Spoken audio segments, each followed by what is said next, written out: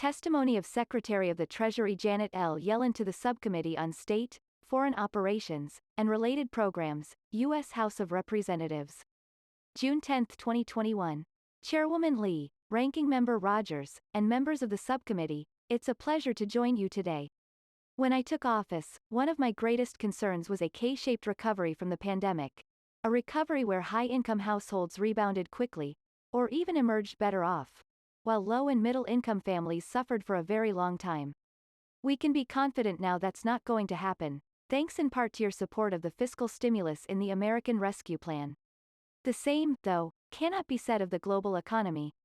Low-income nations haven't had the fiscal space to implement sweeping relief, as we did with the American Rescue Plan. Even their ability to access vaccines is limited. There are still roughly 24 countries, all of them low-income, where more than 99% of the population is unvaccinated. In some ways, the economic divergence we feared here in the United States is happening on the world stage. By the end of the year, COVID-19 might push as many as 150 million people back into living on less than $2 a day. America is better off in a wealthier, vaccinated world than a poorer, unvaccinated one. That's undeniable. It will be much more difficult, for instance, to address global security threats like climate change if a good portion of the globe cannot make the effort necessary to green their economies because they're still dealing with the lingering effects of the pandemic. The United States must lead in addressing this global divergence. The Treasury Department is prepared to be part of this leadership. We just need the resources.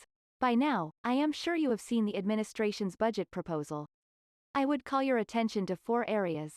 The first is funding for international financial institutions, or IFIs, like the World Bank and the African Development Bank. During the pandemic, they have provided more than $200 billion to help developing countries stay afloat and fight the virus, including for vaccines. But they require more support, in part because the United States has not always fully contributed what it has committed. We have over $2.7 billion in unmet commitments to IFIs, and this will grow unless Congress appropriates funding to meet our current year commitments and pay down our unmet balance. The second involves low-income country debt. The pandemic has wreaked havoc on the finances of these nations, and if they are going to rebuild, many will need to address their debt vulnerabilities. The United States led in creating the G20 Debt Service Suspension Initiative, or DSSI, and the Common Framework for Debt Treatments for precisely this reason, but now we need to fund both.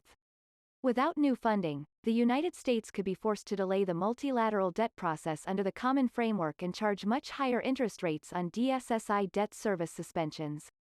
Third, our budget includes funding for the IMF's Poverty Reduction and Growth Trust, and authorization to lend special drawing rights to it or another appropriate fund. This would be America's first direct contribution to the trust, and it will also help establish a trust fund that would support the recovery of low and middle-income countries, as well as broader economic reforms that would improve the lives of their people. We're working with the IMF and other international partners on this. Fourth, on the other side of the pandemic, we have to help low-income nations grapple with the reality of climate change, because that's the only way we'll reach net zero emissions, as a global community. Treasury's request includes roughly $1 billion for this purpose. The money is to make sure that developing countries can adapt to the changing climate. But it's also to ensure that as these nations continue to grow and develop, they do so sustainably. Among other things, the funding would go towards expanding clean energy production and conserving rainforests, which reduces emissions. The speed and strength of the world's recovery depend on the leadership of the United States in general, and, I believe, on the United States Treasury in particular. I look forward to working with you to ensure that we can indeed lead in the years to come.